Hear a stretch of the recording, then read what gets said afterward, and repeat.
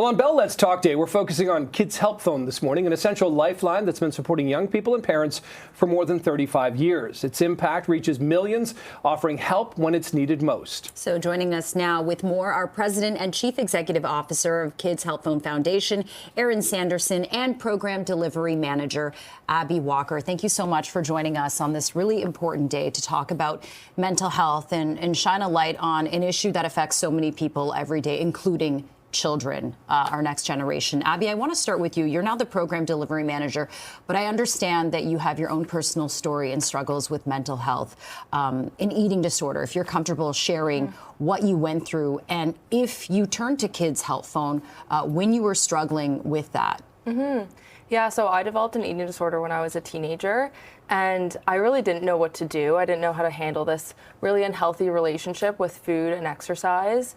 It wasn't until I reached out for professional support that I was able to start on my recovery journey.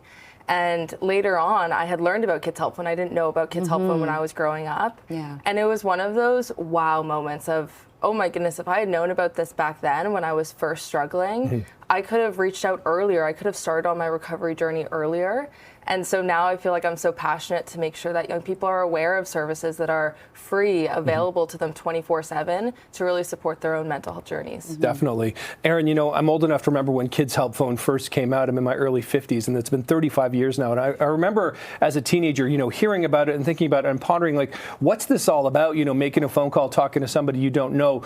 But how has Kids Help Phone evolved over 35 years, just in terms of scope and help? And give us some numbers as well. Yeah, it's a great question. We need to keep up with technology. We need to keep up with youth. And so we need to continually evolve to be able to do that effectively. We still do phone-based counseling 24/7. Now we offer that service in more than 100 different languages, for example. Wow. And so that reflects the way that we transform our services over time.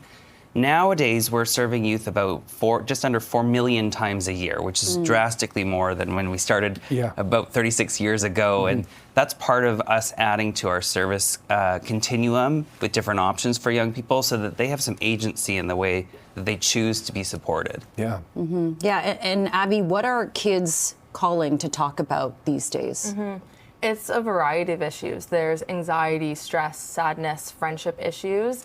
And the thing is, young people aren't just reaching out about their lives. They also have access to information of what's going on around the world, and that's a lot for anyone to deal with.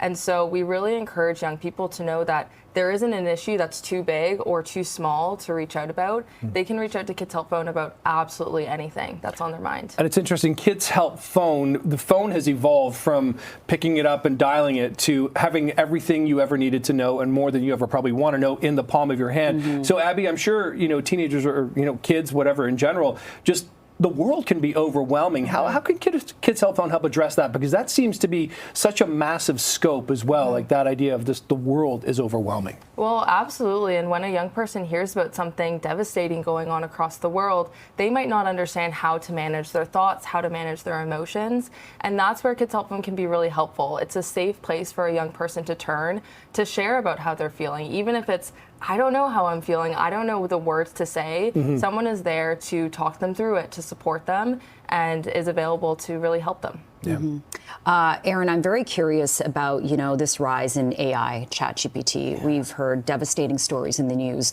about ChatGPT-assisted suicides, that because a phone is so easily accessible in a child's hand, that might be their first step rather than picking up a phone or knowing about Kids Help Phone. How are you guys managing that challenge so that more kids are turning to the help phone rather than an AI bot? Yeah, it's deeply concerning for us. Those platforms aren't made for that purpose. They're not made to provide mental health support. Kids Help Phone right now, though, is working with youth and some amazing technologists to think about what might be a safe version of a generative AI tool that we can adopt and deploy to serve youth differently that involves humans in the loop. So a way to escalate to support young people if they are at that crisis point and do need that one-to-one professional support. We also need to do some education with young people around the discernment of what is safe and what isn't safe. Who can you trust for that support? And Kids Help Phone is one of those places. Absolutely. And also, Abby, we've got about 30 seconds left, but, you know, parents have a role in this, or caregivers, or, you know, whatever, mentors, et cetera. What can the older generation of people do to help people that would be potentially more Kids Help Phone users, as it were? Well, I think it's so important for the older generation to really let young people know about these different resources. Let them know that Kids Help Phone is available 24/7 for free. There's also a ton of resources for caring adults on our website that they can go to learn more about mental health. Yeah. Such an important conversation. Aaron, thank you so much. Thank you. Good to see you again on this Nice Bell to Let's see you. Talk Day. Abby, same to you. Thank you very you so much. much. Appreciate the conversation this morning.